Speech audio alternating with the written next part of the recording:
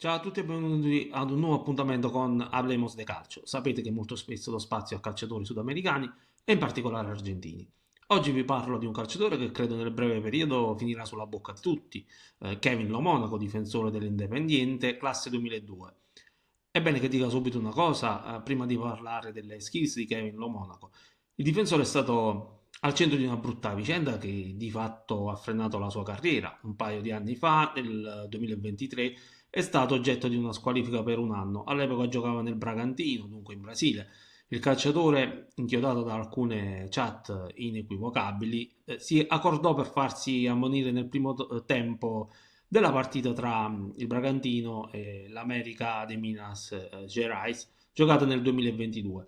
Per questa ammonizione gli furono promessi 70.000 reales, che sono circa 14.000 dollari, che poi non ha neanche ricevuto tutti, tanto è vero che in una seconda occasione fu contattato per provocare un calcio di rigore, ma il calciatore chiese prima che gli fossero pagati tutti i soldi promessi in precedenza.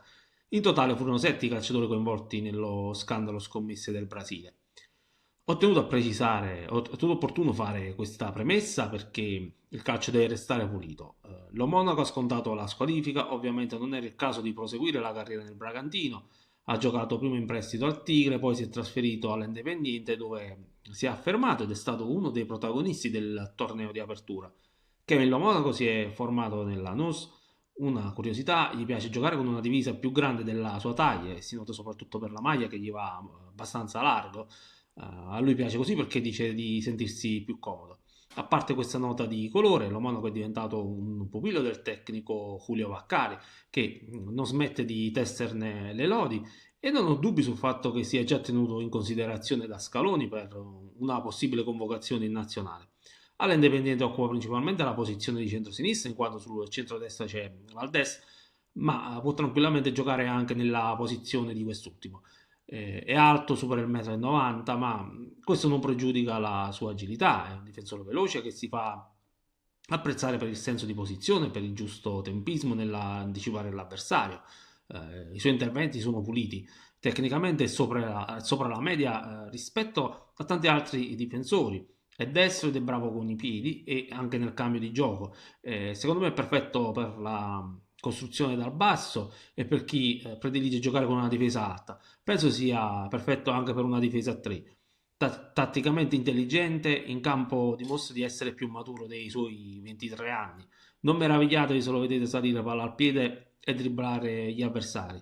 A riguardo voglio ricordare una giocata contro l'Atletico Tucumán quando palla al piede dribblò 3 forse 4 avversari per poi fare un passaggio filtrante a Lautaro Milan, o Michan come direbbero in Argentina, che però non fece gol. Naturalmente lo Monaco fa valere i suoi centimetri tanto nella sua area di rigore quanto in quella avversaria.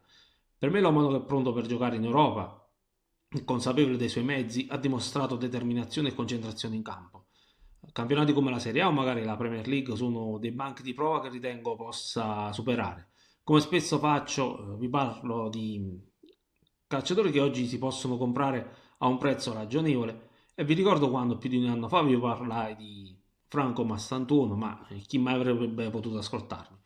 Oggi è oggetto di desiderio dei grandi club. Stesso discorso per calciatori come Nipan, Harder e altri che non sto qui a citare. In giro ci sono un sacco di giovani calciatori forti, bisogna solo avere il coraggio di andarli a prendere.